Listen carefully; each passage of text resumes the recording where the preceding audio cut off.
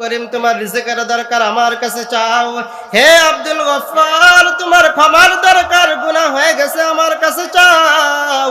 আমার কাছে যদি তুমি ক্ষমা চাইতে পারো, আমি আল্লাহ রাব্বুল আলামিন মুহূর্তে তোমাদের জিন্দেগীর সমস্ত গুনাহ থেকে মাফ করে দিব। ওরে বান্দা, তুমি তখনও আমার ডাকে সাড়া দেওনি, ঘুমাইছিলে। আমি আল্লাহ রাব্বুল আলামিন মুয়াজ্জিনের মাধ্যম দিয়ে তোমাকে ফজরের সময় ডাকলাম, হাইয়া আলাস সালাহ,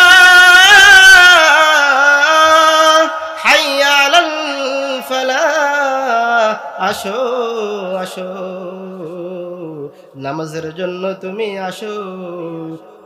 আমি আল্লাহ রাব্বুল আলামিনের ক্ষমা তোমাকে মাফ করে দিব।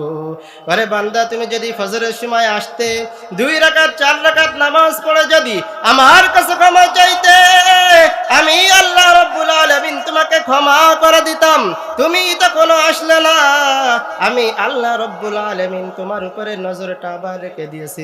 জোহরের সময় তোমাকে আবার মুয়াজ্জিনের মাধ্যম দিয়ে ডাকলাম, আসো আসো, জোহরের নামাজে আসো। যেহেতু ফজরে আসো নাই, জোহরের সময় আসিয়া তুমি আমাকে নামাজ পড়িয়ে আমার কাছে ক্ষমা চাও, আমি আল্লাহ রাব্বুল আলামিন তোমাকে ক্ষমা করিয়া দিব।